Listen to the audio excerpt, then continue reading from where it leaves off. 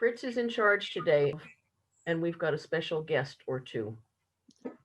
So hi, everybody. I'll tell you what, I'm going to walk through. So if you want to mute for a little bit, and we'll get to reading Jack's poetry in a few minutes.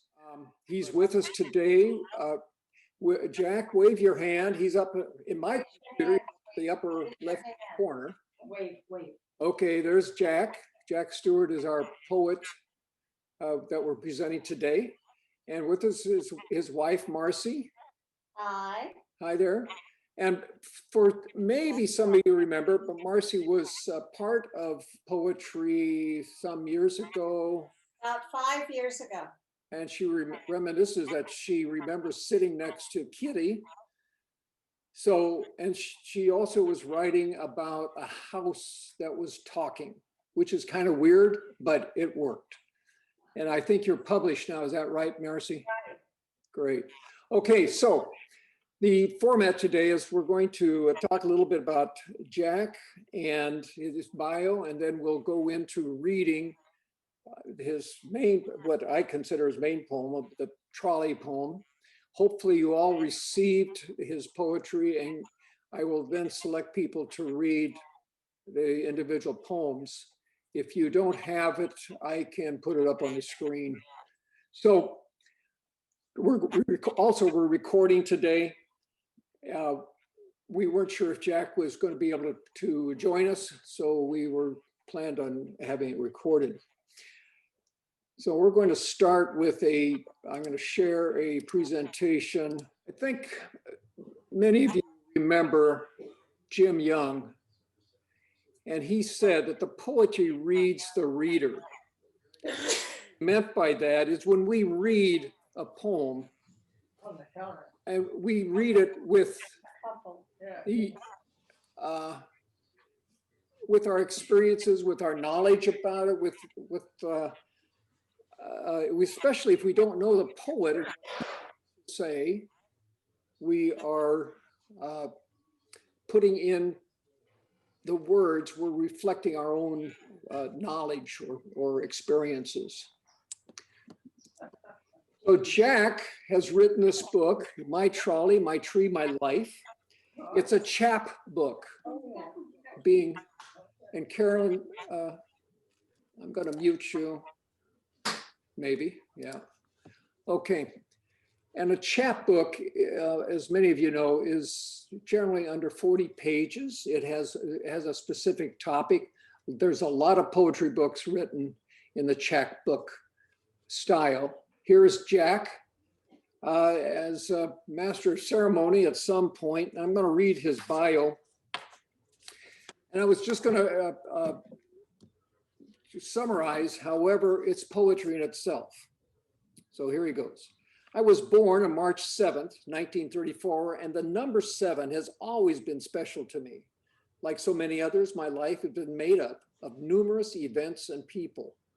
Having had a wonderful childhood filled with loads of friends, memories, and loving parents that included beach parties, grunion hunts, peanut butter, toll house cookies, and board games on warm summer evenings. I consider myself one lucky guy. Sometimes we would watch that new thing called television on a 9-inch screen, plan Halloween and Christmas decorations, and talk about our next adventures. Elementary school friends became high school friends and later Navy friends. Prior to 4 years in the Navy, I essentially ignored schoolwork, instead majored in hot rods, girls, and endless days of fun. One of my cars was a 49 TCMG, which I pulled by an XK 120 Jaguar to the Concourse d'Elegance in Pebble Beach, California. In the Navy, I became a top student, mainly because of working with dangerous ordnance. When I found that flight school would obligate me for many years in the Navy, I enrolled in a local community college where the actor Vincent Price funded our art program. Here I developed a portfolio of my art projects, which enabled me to enter the landscape architecture program at Cal State Poly Pomona.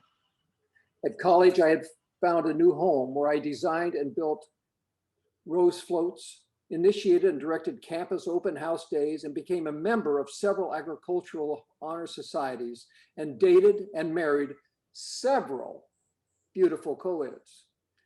After accumulating 444 units in 10 years, it was time for my ideas and energy to reach a larger audience. I graduated in 1972, was hired by Los Angeles County Parks and Recreation as a landscape architect to design and build numerous equestrian centers for everyday people. It was a full and rewarding experience. So now that you know a little bit about Jack from his bio, we're going to share a couple more pictures. Oh, come on here. This is the book, and a very famous person, Fritz von Kohlen, wrote a little blurb here. Oops, sorry. Jack Stewart eloquently describes his life, his loves, and his faith in a spiritual harmony of metaphors you will discover only by reading and rereading his poetry. Share his prism. There's a marvelous promotion. And so as we, this is part of the book actually, in the biography section. Jack was a lot like Will Rogers, or may I say Will Rogers was like Jack. Never met a man he didn't like. Here's Jack and Marcy. And the,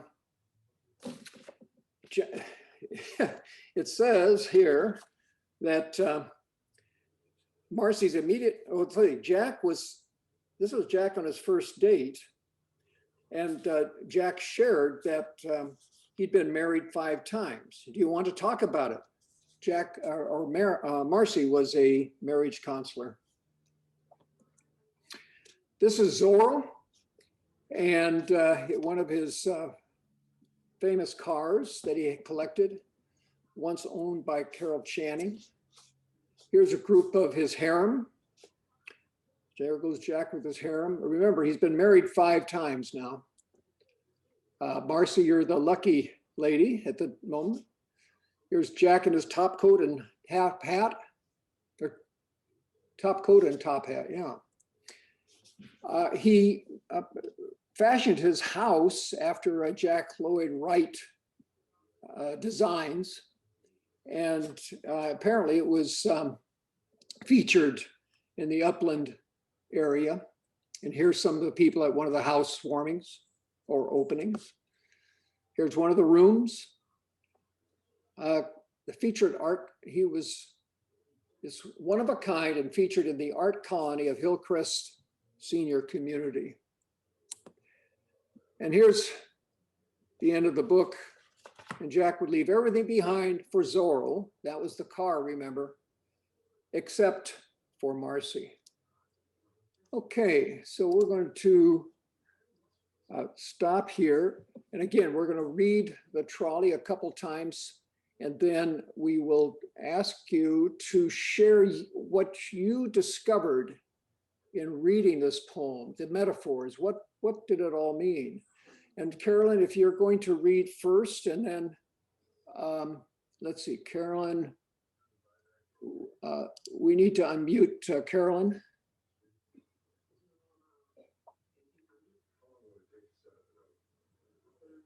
Okay, Carolyn, you're on. The trolley of life. Can you hear me? Yes. The trolley of life. How fast it moves. How loud the clatter. Clatter is to my ears. Everyone going quickly, knowing not where. My senses whirling in confusion, and worse than never-ending bitter cold. The bitter cold. Out my window, I see a tree. Its branches seem infinite. Its leaves look soft and warm in the sun.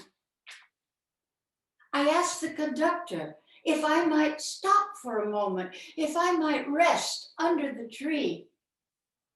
As I left the trolley, the loud clatter stopped, and only the sound of birds and rustling leaves could be heard.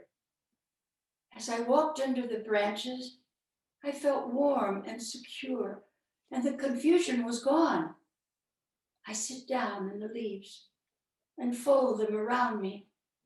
I watch the leaves fall and listen to the birds singing in the tall branches. I dream 1,000 dreams, all of how tomorrow will be. Suddenly, I heard the clinging of the bell, and I knew I must return. As I entered the chaos and confusion began to return, I asked the trolley master if we would ever pass this tree again. He said it was not for him to say. As the trolley pulled away, I looked back at my tree. Somehow, I knew I would rest under its branches again, for I left a part of me behind, folded in the leaves, listening to the birds and dreaming of tomorrow, which was going to be a better day. Okay, thank you, Carolyn. I'm going to read it again and again. There are so many metaphors here about life. The trolley of life. The trolley of life, how fast it moves, how loud the clatter is to my ears. Everyone going quickly, knowing not where. My senses painting, my mind whirling, in confusion and worse, the never-ending bitter cold. The bitter cold. Out my window, I see a tree. Its branches seem infinite. Its leaves look soft and warm in the sun. I asked the conductor if I might stop for a moment, if I might rest under the tree. As I left the trolley, the loud clatter stopped, and only the sound of birds and rustling leaves could be heard. As I walked under the branches, I felt warm and secure, and the confusion was gone. I sit down in the leaves and fold them around me. I watch the leaves fall and listen to the birds singing in the tall branches.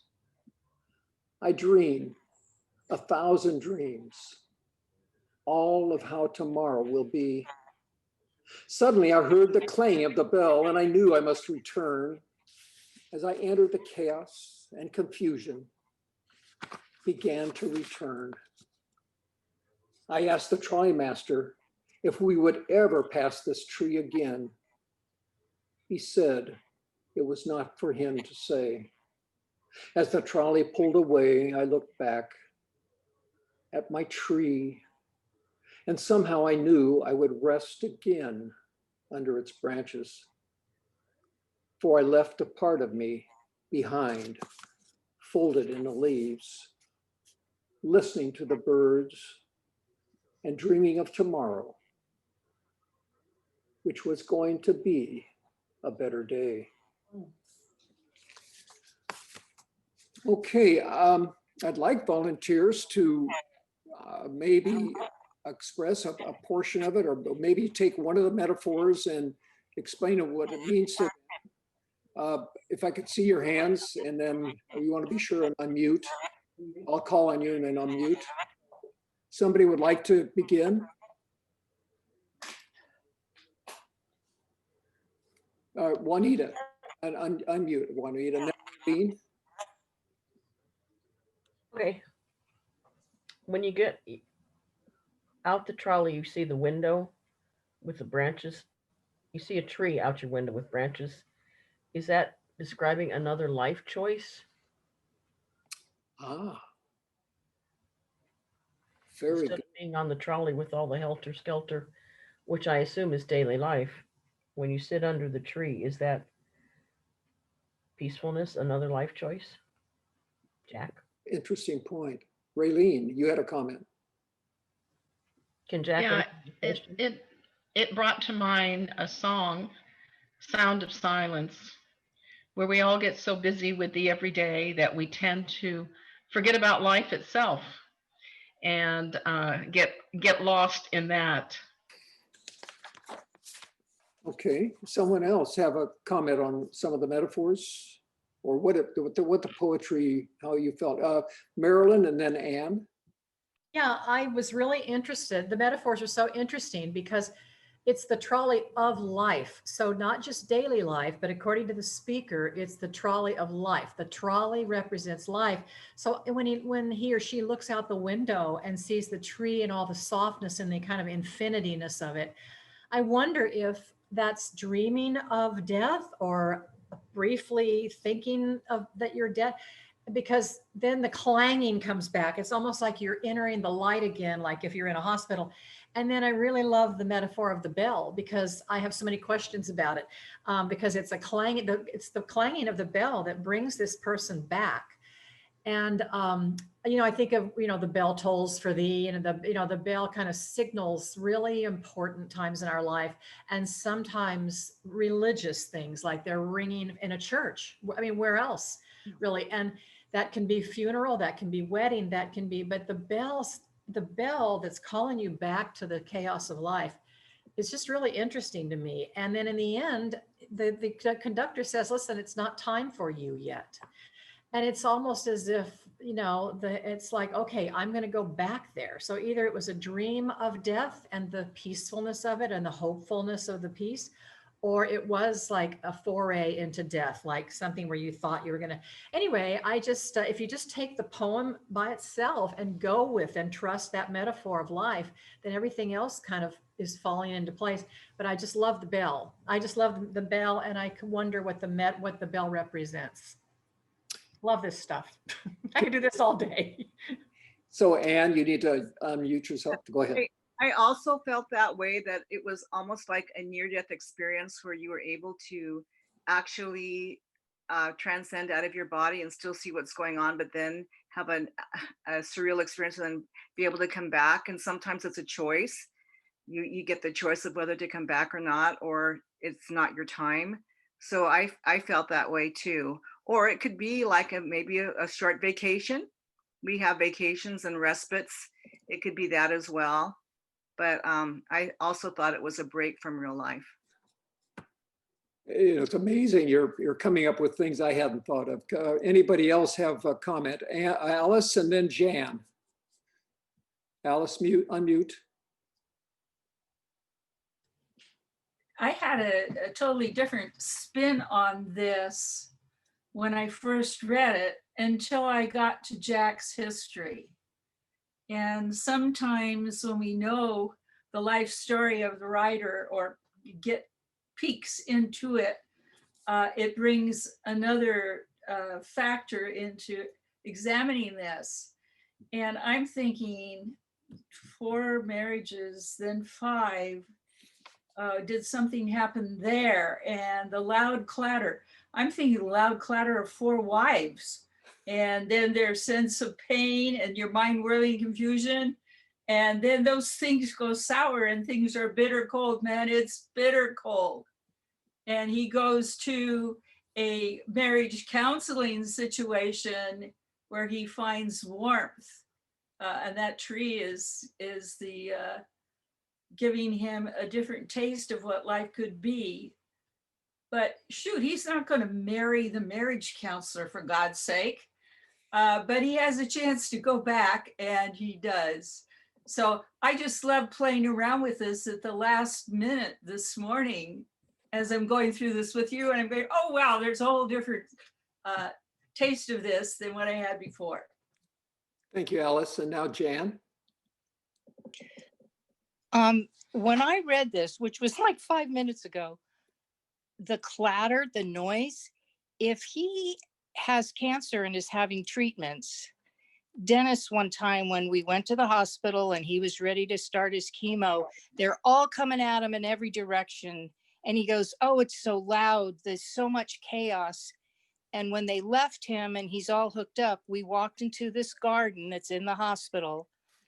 And he just sat underneath this tree and finally was able to relax. But that is what screamed at me, having gone through this, is that just the chaos of when you get in there and you're having your treatments.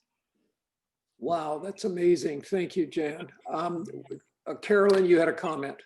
I wanted to talk. Just a minute. Fritz, we've got two comments. I want to follow up what Jan said right now. And Marcy would like to add something. Here's something, Jan, that might put that in context. You put it in the context of chemo or cancer treatment. Am I right, Jan? And going out in a garden and relaxing. I want to give you, hold it just a minute. I want to give you the actual context of when these poems were written, okay? Could we, Carolyn, could we wait and see what, I'd like to see what other people bring out. Oh, okay, okay. So have that in mind, Jan. The comment I'm going to make later is going to be related to what you said about chemo treatment and going out into the garden. Yeah, because I'd like to pull out Oh, right, you're absolutely right. Marcy had a comment she'd like to make. Marcia and then Ingrid. Marcy, is that okay? Yeah, Marcy and then Ingrid, excuse me. Am I on? Yes. Okay. The first part of the poem really reminded me, the clanging and all, of the play years ago, Stop the World, I Want to Get Off. And when he got off of the trolley and just there engulfed and surrounded by the warmth of the tree, we don't have to stay in the chaos. We can find ways to leave that chaos, whether it's by going to sit under a beautiful tree or to read a poem or look at a beautiful painting.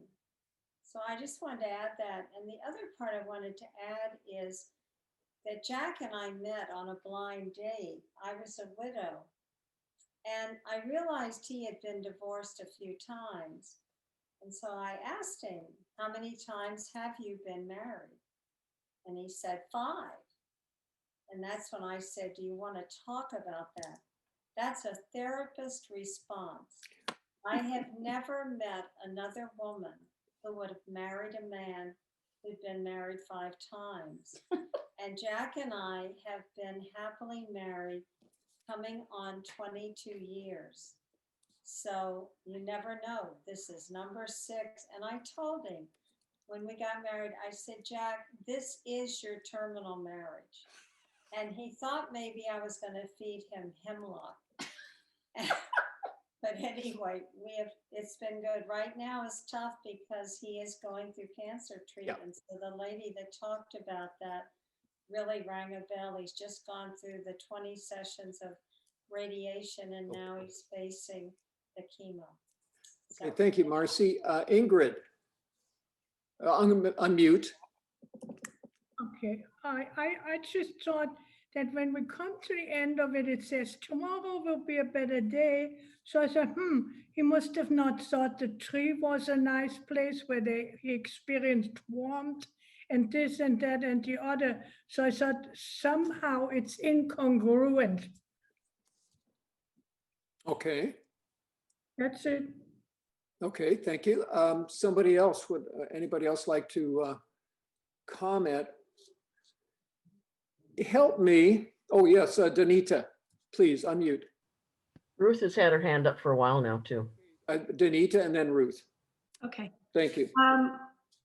Each time I've read this over, I've gotten a little bit of a different thing from it. And I think that's what good poetry does. But I was wondering if the tree might represent family and the trolley is, the business of life and the tree is like the warmth of family. And Okay. where you get to, relax. Okay, thank you. And Ruth, you had a comment. You need to unmute, Ruth.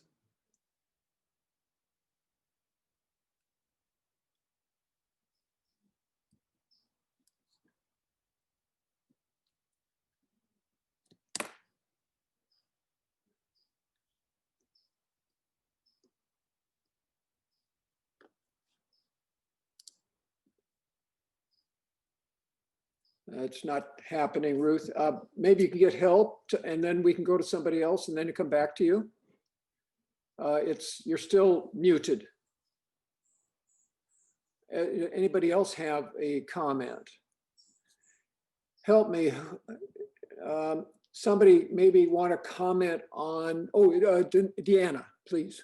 Go ahead on mute, Deanna. Well, I think this is like a piece of art.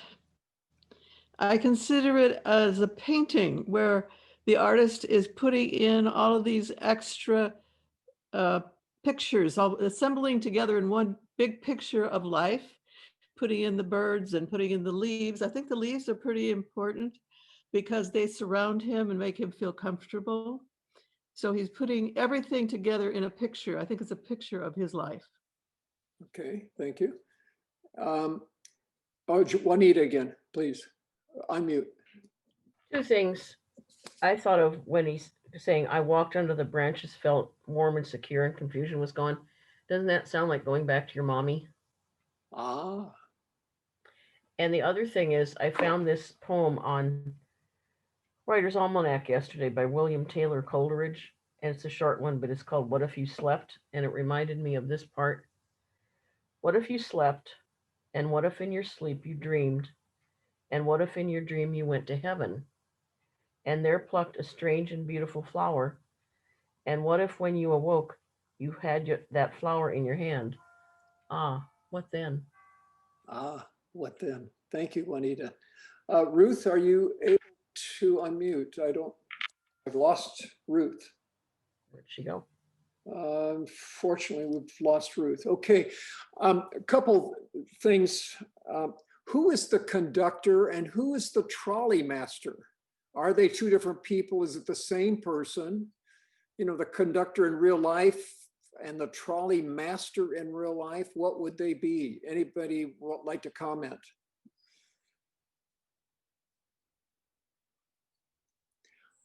Being a believer, and I look at the two words, conductor, somebody who's bringing you on or is leading, like leading a symphony, an orchestra. But the trolley master, he would be the boss. So would that be God?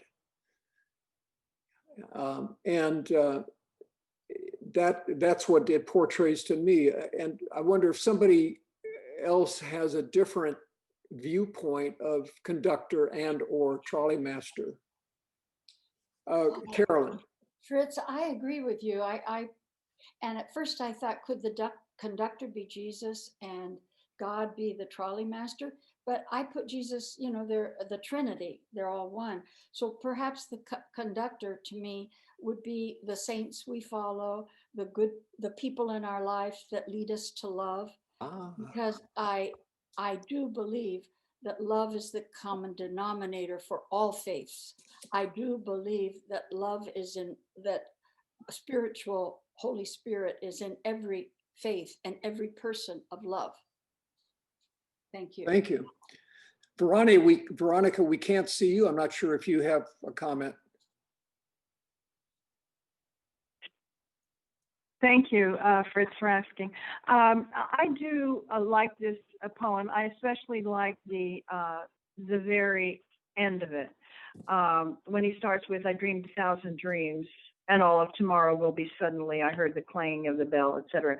And I agree with Marilyn. I love the idea of the bells because bells are really important in our life, and a lot of times we don't think about that. But they are important to ring in the hour, sometimes also to ring in the half hour. Church bells are very important. Cathedral bells are very important. And you know, on 9/11, when every year when 9/11 comes around, what they do is they ring the bell one time for every name that's recited. So bells are important. And I find that metaphor to be just a wonderful addition to this. And so I thank you, Jack, for putting all of these things together. It's a wonderful poem. Yeah, thank you. Thank you. Veronica. good input. Anybody else before we'll return to Carolyn and Jack to learn a little bit more maybe of what, unless somebody else has a question. Oh yes, Danita, before we go there. Okay, Danita. this isn't that deep, but he's talking about dreaming and then he hears the clanging of the bell. That could be his alarm clock in the morning. And then he's got to enter the chaos and the confusion of life again. Okay. It's not a nice bell, like, but it does wake you up. It takes you out of your dreams and you got to go forth again. Right. Okay, so now we have the poet with us. So Carolyn, if you wanted to take us back and we can get a little more of input from his standpoint. I like that. And unfortunately, my speaker on my phone is not loud enough. And Jack, with his surgery on one side of his head, has affected his hearing. So Marcy is going to be speaking loudly to Jack before I tell you a little bit about the actual context of these poems. Going back to what, oh, I'm so sorry, was it, well, maybe it was Jan who talked about cancer and the garden, visiting the garden. So let me see if Marcy can get any comment from Jack. They want to know sort of the context of your writing the poems. It was back when you were in college. No, I'm going to read that. Oh, okay. But ask Jack if he has any response to anything that's going on in his metaphor. I wrote the majority of the poems in the 60s. He wrote the majority of the poems in the 60s. So a lot was going on. We had the flower children, we had the war, we had A lot was going on. We have the flower children, we had the Vietnam War. and people were writing songs about it. And I sat down and wrote a napkin about it. People were writing songs about it. So he'd be in a restaurant and grab a napkin and start writing on it. And his girlfriend would collect the napkins. Yeah, she was an English major, and so she wanted to type them up. And His first girlfriend, first or second or third, when he was at that period of time in the 60s, she would collect them. She was an English teacher and she actually typed them. And they were the poems that Jack had hidden away in his closet. And some about 9 months ago, I didn't know this guy had written poetry. And we brought him out one night. We're all sitting around and we're reading his poetry. And I'm saying, Jack. So what else, Jack? Anything else you want to add? Yeah. Anything else? That's right. Okay. Yeah. Anything else you want to add? When I entered college, you get a test. You have to write a Essay. essay, Okay. right? And when I got it back, it had a big F on it. Can you understand, Jack, or do you want me to repeat? We can hear. They can hear Jack. Okay, I won't repeat. Under the F, it said "see me." So this is not an ordinary English teacher. He was the head of the master's program and all that kind of thing. And so anyway, I went down and sat in front of him.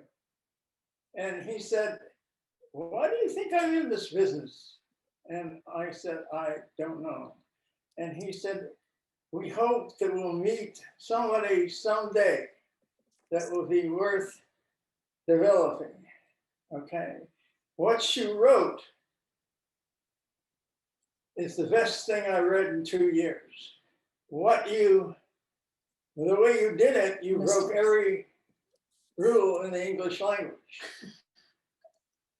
And so I had some encouragement. And he said he would help you. Yeah. Did you have anything else, Jack? No. Okay, so here's a short thing to fill out some of the picture of Jack. Jack Stewart is an astounding creative man, a landscape architect whose parks you may have visited in Los Angeles.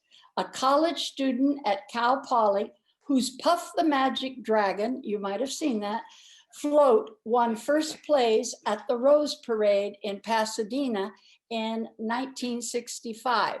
And it was that famous, what was that man's name who was the judge? Norman Rockwell. Norman Rockwell happened to be the judge that year. So that was neat. Now, he was a man who picked up a pen and scribbling on restaurant napkins, explored this world and his place in it. I want to tell you folks that this day and your sharing of his poetry has meant the world to Jack.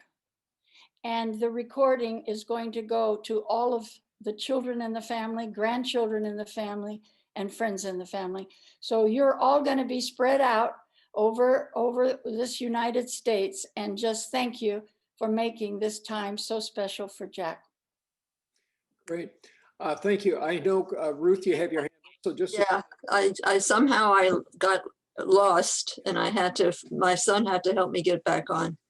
But hearing that he was a landscape architect is very meaningful to me, because he talks about the chaos of life and contrasts that, compares that with the environment, with the beautiful environment, the beautiful landscape. And that's very comforting to him. The landscape, it helps him with the chaos of life. And of course, I lived through the 60s, and I certainly know the era of the Vietnam War, and that certainly added to the people's feeling about the chaos of life. And so it's great that he has comfort, in the branches of the tree. And then I like the contrast, the metaphors of cold and warmth. The chaos is very cold. The feeling of the chaos is very cold. But when he's out there with the birds and the rustling leaves and so forth, he feels warm and secure. And so that's a contrast in his life that's very welcoming to him. Very nice input. Thank you, Ruth. I'm glad you're back. I am too. Interesting that I picture this poem being written very recently, knowing that Jack has been going through the treatment for cancer, and yet it was written almost 50, 60 years ago. And that's amazing that it is timeless as it is. Any other comments before we go on to read some of the other poetry, which is also very good? Anybody have any last comment on this poem? Okay, we're going to start on the poems on page 8. If somebody raises their hand, I'll have you go consecutively through the poetry. If somebody can read the poem on page 8, it's called God Knows. Do I see a hand? And then a hand for page 9. Okay, Juanita for page 8, and for page 9, somebody, so that you're prepared. Okay, Juanita, go ahead. People don't be shy. Okay. This one's called God Knows. God knows. My mother knows. Some people at work know. The lady peeking through the window across the street knows. I wish I knew. It would certainly be better if I knew. I know it. Okay. Very good. What does God know? What's to be known, huh? So Barbara DeBest, you had your hand up, and you need to unmute. I don't understand what book you're talking about. I never saw anything about a book. Okay. Well, I'm going to show you. I'm going to share with you the next poem, and you can read it. How is that fair? I mean, I have some poems, but I selected them from the Poetry Foundation. Okay. And I didn't know anything about the book. Okay, we're reading from Jack's book. Would you like We're only reading from the book. Okay, well, I have nothing then on the book. Would you like to read? Yes, no. Would I what? Would you like to read the next poem? Oh, sure, yeah. Okay, you're going to see it here on the screen. Okay. And this, okay, go ahead, Barbara. High above me. High above me stands a giant tree. A tree, so great it dwarfs my very existence. My very being is so insignificant, is so unimportant. How many years it has lived, how much it has seen, how jealous I am. Oh, that's a good one. Very nice, Barbara. I have to go back. Anne, would you like to read the next one? Do you have it or do you want to see it? I have a stranger. That's the one that follows the one we first read. I can read that one. A stranger? Okay, go ahead. Yes, please. I stood there in a fog. I could see nothing. I could feel nothing but the bitter cold. Through the fog, a stranger came. A smile, a friendly word, a share of beauty I still could not see. But I felt warm now. The stranger walked on. My heart felt saddened that she could not stay, but I knew I would never be as cold again. Wow, very nice. Thank you. Warm again. Warm again. So somebody would like to read on page 10. Can I see a hand? I will, Fritz, if you like. Thank you. This is Veronica. Veronica, go ahead. This is called I Am a Soldier of the Wars. I am a soldier of the wars, made of flesh, blood, bone, and the fear of death. I am here to destroy other flesh. I call him, for lack of a better name, enemy. He might have been my childhood friend or my brother. He lies at my feet, flesh and bone, even in death. His eyes do not condemn me, nor do his future generations, that I will never be. Scorn my soul. He has realized the only peace that a soldier of wars will ever know. Wow. The only peace that a soldier of wars will ever know. And that's, yes. Of course, yes, thank you, Veronica. Very nice. Okay. Yes, we would go on to page 12. The poem is called If. Would somebody like to read? Anybody? Don't all raise your hands at once. Deanna? Deanna, go ahead. If I were who I wish to be, I could not be me. If I were not me, you would love who?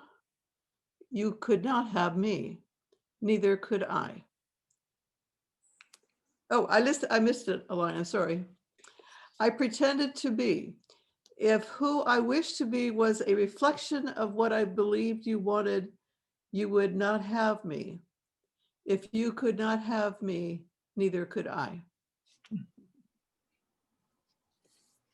Anybody comment on that? Okay, so we'll move on. I'd like to comment. I just think it's summarizes what we are in life. We try to many times. If you have gone beyond this, if you have transcended this, fantastic. Show me how you did it. But we are wearing these masks of what we think other people want us to be. And we go through life, well, and not only other people, what we have fixed in our head that would be, oh, hey, this is what I want to be. You know, this is really good. So, you know, this, who am I? Thank you. Very good. Anybody else comment on that? Yes, Raylene. In many relationships, people say, and this is a little more mundane interpretation, I could love him or her, I just need to change him a little bit. And you can't change anybody, even yourself many times. Very nice. Sure, you have comment. I am is one of the two words that I've written about a lot. And I think it was the first thing I ever wrote about is I am. And I even painted a white shirt that said, I am who I am. Now, fast forward, and I now realized that I am who I am, but I have continued to evolve into who I am, looking a little differently than I did when I originally painted that shirt. I am is constantly moving for me. I am developing, I'm exploring, I'm reaching around corners and across the street. I don't stay stationary. Not only where I live, I don't stay stationary, but what I think, how I view things, and some of the views I had originally may have become sharper, or they may have faded away into nothingness. But I am is not stationary for me. Wonderful. Thank you. Fritz, I'd like to thank Shirley as well. And Shirley, who asked God? And God said, I am what I am. Tell them I am what I, right? Yeah. Who asked that question to God? Remember? You're muted. You're muted. Moses. Pardon? Moses at the burning bush. Oh, very good. Thank Wow. Good memory. Or as Popeye said, I am who I am. Popeye. Popeye the Sailor Man. Don't. I'm sorry, I'm being irreverent. No, that's marvelous to bring it into today's era. Anybody else comment, or who would like to read? It's the next page is the page 14, the let not one day. Anybody? Okay, Zona, please. Okay, sorry. I wanted to make sure I wasn't muted. Let not one day, let what not, I'm sorry. Let not one day be wasted in idle thought. Let them be full of what I cannot touch, my brain, sorry, full of what I cannot touch, full of what I cannot fully understand. Let them be painful and frustrating if they must. But let not one moment go wanton for the idle heed of another. Wow. Sorry, I mucked it up, but it's beautiful. It is beautiful. I really like it. Thank you, I Zona. don't agree. I think we need some time to just not think, to have idle thoughts, Jack. I'm sorry. Okay, that's being under the tree, folded in the leaves. Somebody else would like to read. Page 15 is My Hand, the poem My Hand. Anyone? Joyce, you need to unmute.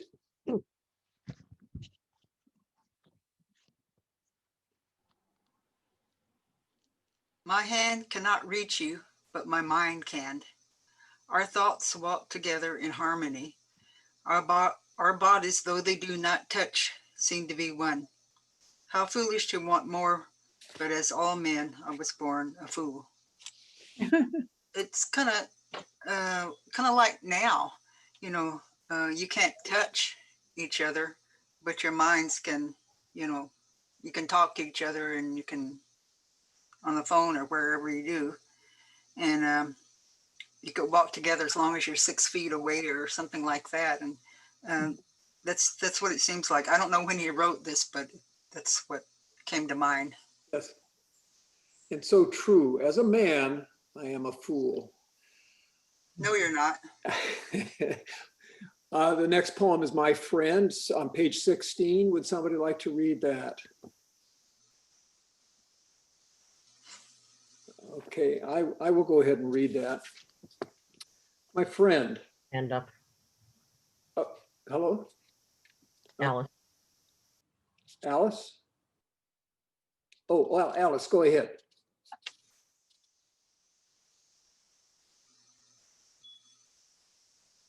My friend, my lovely friend.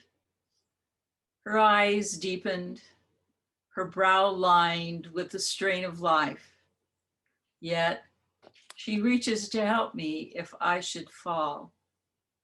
I stand in her shadow, for she has transcended pain, to be called my friend, my friend, my lonely friend. Her eyes deepened, her brow lined with the strain of life. And yet she reaches out to help another in their insignificant need. And I, so fearful of the pain of life, so afraid to walk alone, smile again as she walks by my side. Thank you, Ellen. Any comments before we go to the next? Oh, Bright Eyes, Barbara DeBest and then Anne. I guess that's why he had all those wives. He didn't like to walk alone. Very good. Thank you. Anne? In a way, in a different twist, it kind of reminds me of the Beatles songs, I Get By With the Help from My Friends. And I think those were drug songs. Yeah, it kind of reminds me of that. It was during the same time period, wasn't it? Yes. Thank you, Anne. Shirley? Friends is another subject that I have a great interest in and I've written about. And that's because friends are like, I am who I say that I am who that I am. Friends are who they were then and may not be who they are now. Friends move like the waves in the ocean. And we have to decide if we want to go with that wave or go with another wave, because nothing in me or nothing in them is stationary. Okay, very good. And Juanita, thank you, Shirley.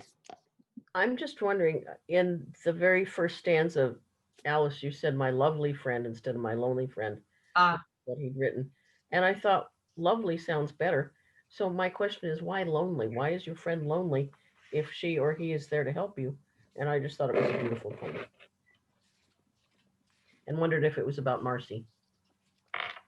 I think these were all written ages ago. Is that right, Carolyn? Yeah, we're right here. I just was reminded, don't they describe the woman as her eyebrows were lined? And right? She had experienced a lot of life. She didn't sound like a lovely person to me because of her life experience was kind of written on her face. I don't have the poem in front of me right now, but what were those lines that described her? Something about her brow. Oh, yeah. My friend, my lonely friend, her eyes deepened, her brow lined with the strain of life. Yeah, I guess that's why I just accepted the word lonely. That was my reason. But she's lovely because she's there. Well, that's true. That's very true. And that's what friends are. Yeah, yeah. You can't have it both ways. So I guess you had to make a choice here. Also, somebody mentioned if drugs were involved in the writing. So I'm asking Jack right now. Jack, did you take any drugs before you wrote these poems? No. He didn't use drugs in the 60s. No. Yeah, he was clean. He was clean. Thank you. I get high on life. He gets high on life. Okay. Veronica, would you like to read the next poem? Of course. This is Oh Bright Eyes. Yes. Oh bright eyes, the ones I traded for an unknown quest. Do you see me? My golden dollars are spent and gone, thrown foolishly among life's many avenues of pain. How I wish I could get one back.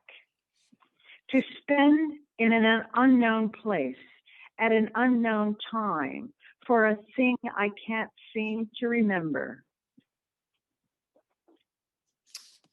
Thank you, Veronica. You're welcome.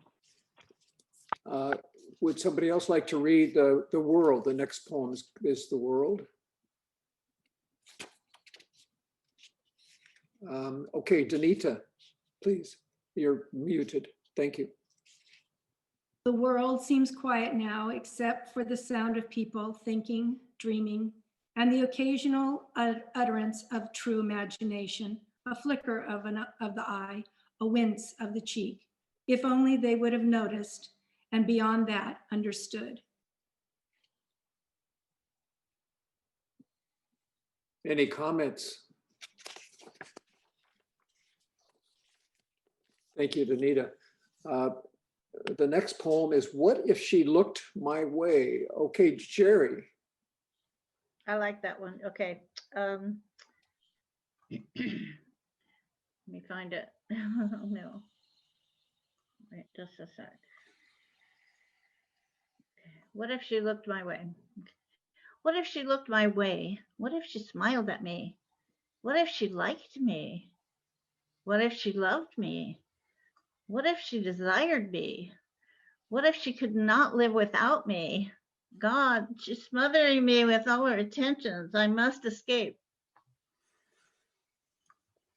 Wonderful. This is if Charlie Brown ever caught up with the little redheaded girl, was it? And then he was sorry.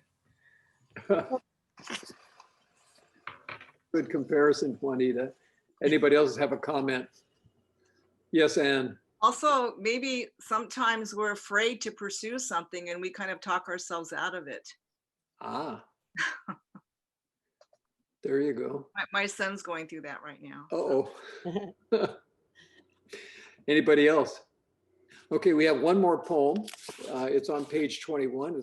The name is, or the title is Why? Would somebody like to read? Yes, Sona, please.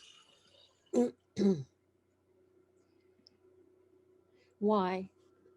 Why do you look at me so? Am I so different than you? We all have our own answer, our own price of completion that we must all pay. Do not look for your reflection, for it is not here. Only I am here, and you are where you are. It kind of reminds me of what Shirley was saying. I am. I am. Marilyn, do you have I know you wanted to read, but do you have a comment on this particular? No. Okay. Thank you. Anybody else have a comment on why? Yes, Juanita. I think it was interesting the way Zona read the last line, because I would have said, and you are where you are, but she said where you are. And it gave it a whole different meaning for me. Interesting. Yeah, when we read these poems or any poem, it's interesting. We are putting in, again, our own, we read the poem in our own way. We see it by our perception, by our knowledge, our experiences. And even though these poems could be very contemporary, we've learned today that Jack actually wrote them back in the marvelous wild days of the 60s. I hate to admit that I missed the 60s. Well, from being a flower person anyway. I was too busy raising a family and working. Anybody else have comments on the poetry we've read today? Anything? I'd like to comment way back at A Stranger. Yes. I stood there in a fog. I could see nothing. I could feel nothing but the bitter cold. Through the fog, a stranger came, a smile, a friendly word, a share of beauty.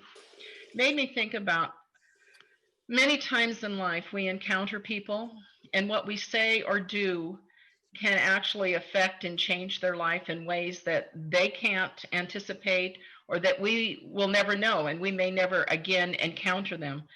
And I say that from listening to a number of speakers who share experiences with teachers. One example that comes to mind is a second grade teacher told a girl that she really had nice hands, and she was a girl that had been picked on through the class. That one comment changed her life. She felt confident again. She started working. She developed friendships, but she didn't know that that comment was the change in her life until she was well into adulthood and she looked back and could examine that change. And so in life, as we encounter people, we can say and do or model things that really change people, even though we may not know at that time that it's happening, or even they may know. And the poem, A Stranger, made me think about that. Thank you. So a butterfly that flaps its wings in China can be felt around the world. That kind of the. A little more practical application. Raylene, I could really relate to what you said, and you can almost reduce it down. I'm sure everybody here has been someplace where you catch someone's eye and there's an exchange for a few seconds or for however long, but you communicated. You communicated with that person. It's Yeah. beautiful. Zona, you had a comment. I had a comment on a different poem, so if you're still talking about that one, I'll wait. No, go ahead. I really liked the Oh Bright Eyes and the beginning, Oh Bright Eyes, the ones I traded for an unknown quest. It was like giving up on people to go do something. And that one keeps visiting my life when, you know, a friend says, hey, let's get together. And I was busy and then she committed suicide. You know, it's like you're trading people for things in a sense, and wished that he could get that back and not. But then said, then he would spend it again on other adventures. It was a little flip floppy for me, but I really like that idea of. Well, thank you. Thank you, Zona. Veronica, we can't see you, but I'm sure you have maybe closing comments. And then Jerry. Yes, these poems are not concrete poems. This is absolutely the opposite of what I write. But they are esoteric. But you know what? These kinds of metaphors apply to so many parts of our lives. And that's what I like about them. They are not complicated. They are simple, and we can grasp them quickly and make them part of our poetic history. I like this work very much. Thank you, Veronica. And then seems to me somebody else had a comment. I forgot who. Let's see. We have Juanita and Jerry, and then Juanita. Jerry, did you have a comment? Actually, I don't have a comment, but I will comment on the thing that I wrote. What if she looked at me? I like that. I mean, all of the questions are like expectations. Oh, what if she did? And then in the end, he says, God, you know, this is too much. She's too much. I think that that happens to everybody. I think you need a little conquest when you, you know, are first getting to know somebody. If it's too easy for them to like you, then it's not as much fun. Good. Very interesting. Juanita. I have a question for Anne. Where did you find this poem called The Stranger? Because I don't think it's in this packet of poems. I found it. It was in the packet that Fritz downloaded. Let me see if I can find it. It's page. It came right after. Page what? Page 6. Yeah. Okay. I'm trying to open it up on my phone. Yeah, it's page 6. For a loop because you didn't tell me what page it was on. 6. That's all. Opening up. Okay. I got it from my phone. Okay, Danita. Juanita, it's on page 6, and it's the second poem. Yeah. Okay, Danita. I think these poems go really well with the quote that you put at the front. That poem, I can't remember what it is, but the reader and the poem, because each one of these poems, I think that you could read at a different place in your life and get a different something from it, a different meaning, a different depth. And that's what I liked about them, that, you know, each time I read them, it was like, oh, maybe I could see it this way. It's like the metaphors are the metaphors of life, and we can all put our own reading into it, and we can feel a different mood at a different time. Yeah, thank you, Danita. I'm just going to bring this up real quickly. This is Jim Young. He was our mentor in our poetry class for many years. Wonderful individual. He was the head of the performing arts department here at Cal State Fullerton, and when he retired, somehow we found OLLI and became the mentor of our poetry class. Many of his poems are written or can be found in our books, or the first 3 or 4 books. And the poem reads the reader. And I had a hard time trying to understand that, but when you do, you can see how reading these poems, how people had different concepts of things that I hadn't even envisioned. I was looking at more from a faith-based when I was reading the Trolley, but other people had some wonderful comments and descriptions that they could, you all did. You did great. You did wonderful, everybody. Any other comments before we close? We have, but Oh, I'm sorry. go ahead.